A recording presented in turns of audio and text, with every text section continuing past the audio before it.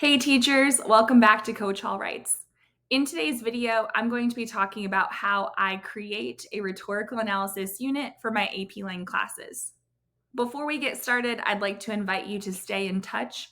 Please check out the description box below. There you will find a link to my teacher email list, and when you sign up, you'll get my 5 tips for teaching rhetorical analysis.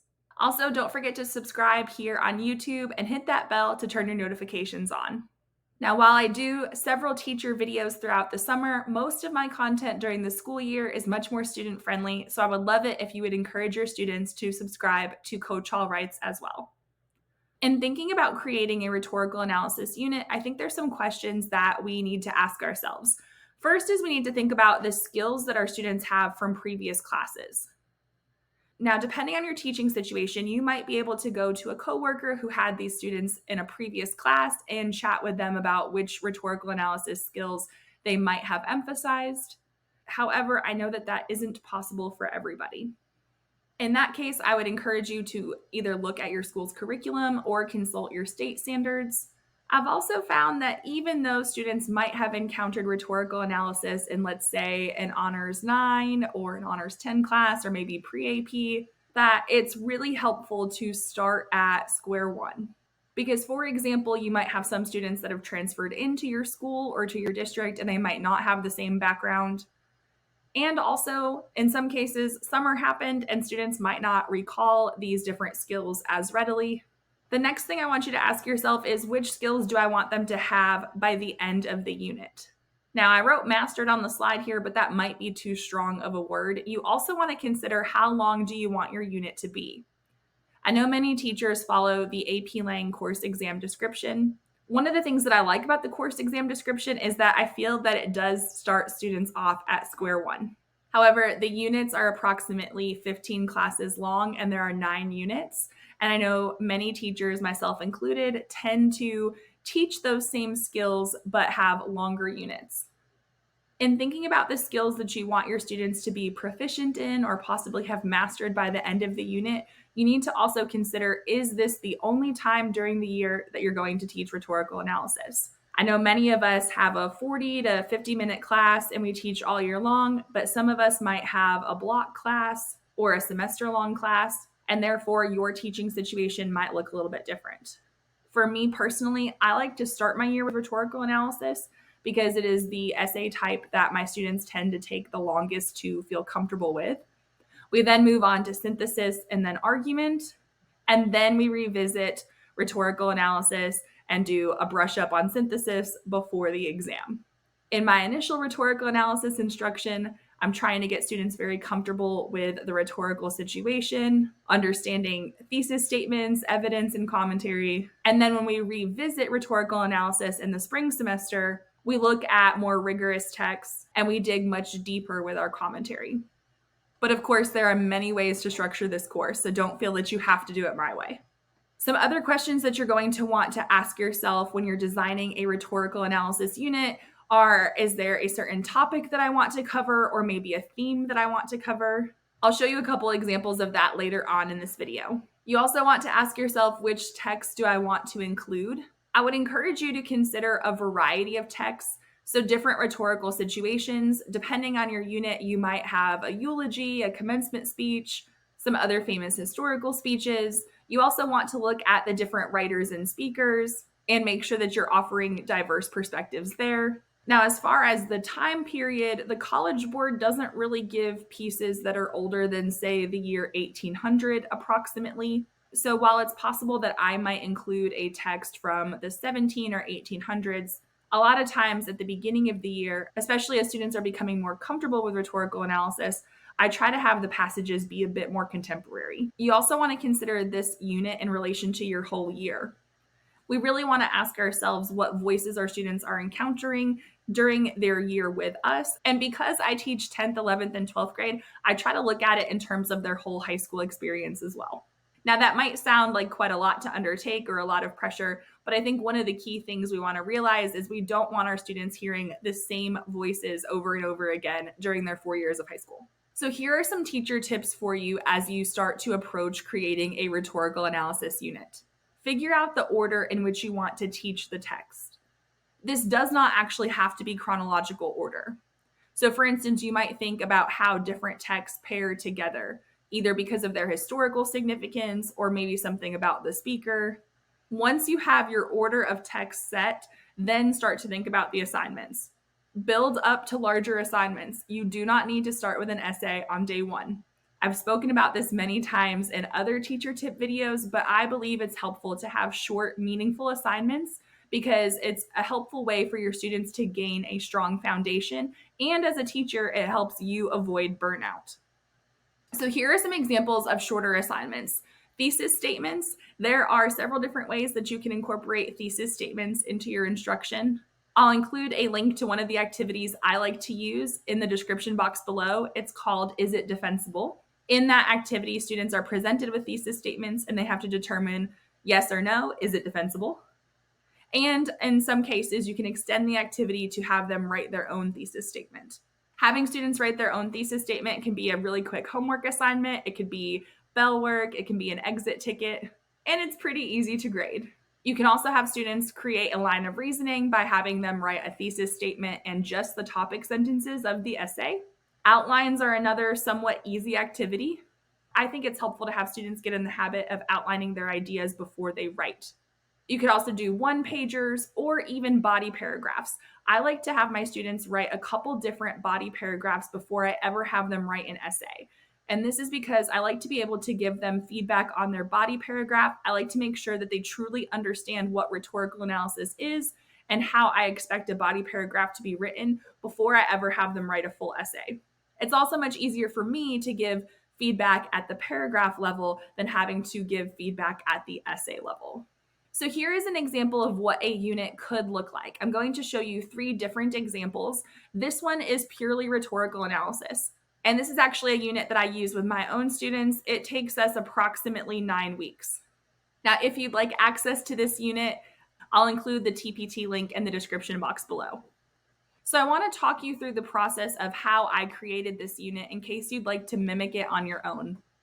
So first I wanted to start with introducing the rhetorical situation. Now, my students are introduced to the rhetorical situation in 10th grade, but it is definitely a concept that we need to revisit in AP Lang. So for this, I chose FDR's Pearl Harbor speech and Bush's 9/11 speech, plus the speech he gave 20 years later. The reason why I chose these speeches is because I felt like they had a very clear rhetorical situation, and I also felt that students would be familiar with the history. Therefore, it made it easier to talk about the speaker-audience relationship and also introduce context and exigence. Plus, the speeches had a very clear message and purpose as well. And depending on your school year, you may or may not be able to line up the Bush 9/11 speech with the actual date of 9/11. You may or may not want to do that, but I know some teachers do. So once my students are comfortable with the rhetorical situation, I like to have them focus on argument. And so 2 passages that I like for this are Florence Kelley and Queen Liliuokalani's letter to President McKinley. Now, these 2 passages don't necessarily relate too much to each other. Florence Kelley was speaking out against child labor, and Queen Liliuokalani was speaking out against Hawaii being annexed.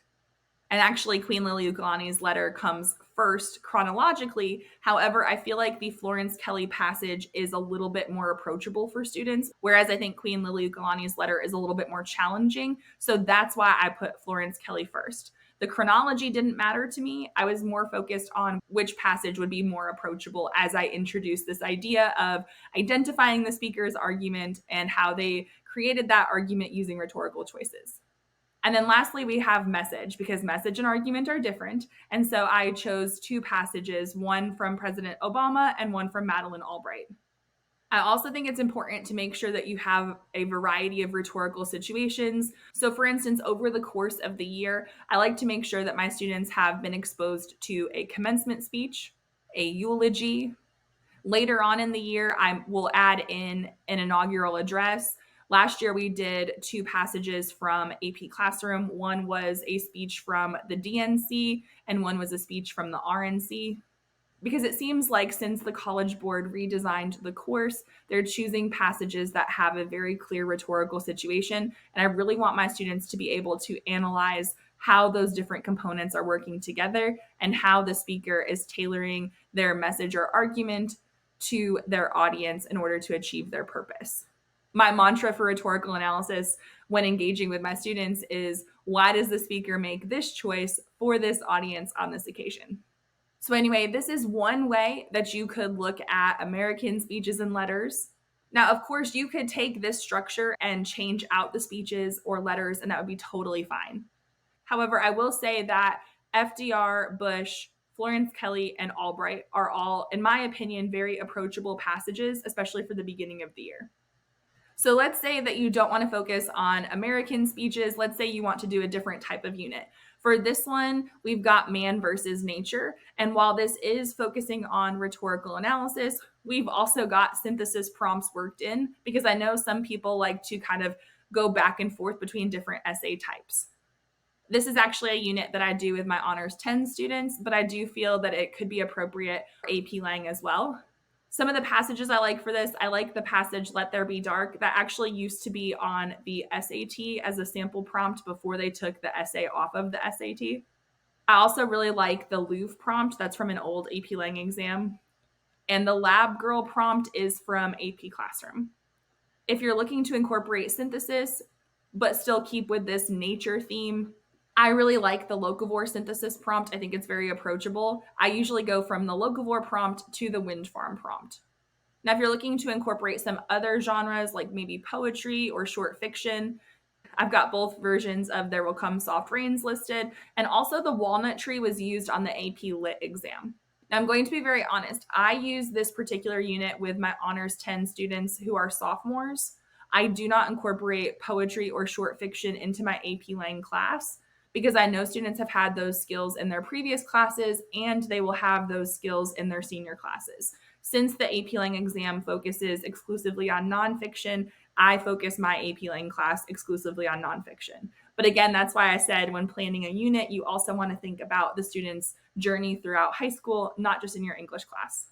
Here's another example of how you could incorporate the different FRQs under the same topic. So this is a unit that I teach. In fact, this is the unit that I teach after the American unit that I showed you on the previous slide. So this is how I transition from rhetorical analysis into synthesis.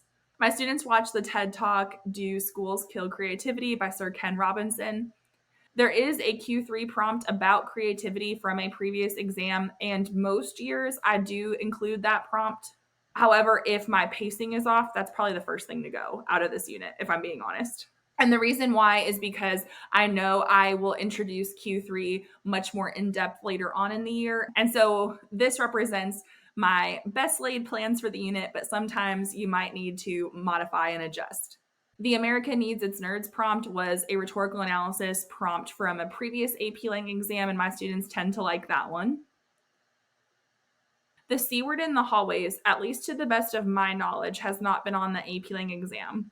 However, it is a very powerful piece, and my students genuinely like this. It leads to some great discussions. However, before you use it in your classroom, please read it, because there are certain content disclaimers that you might want to give your students. The passage "Why Literature Matters" was another one that was on a sample from the SAT before they took the essay off of the SAT.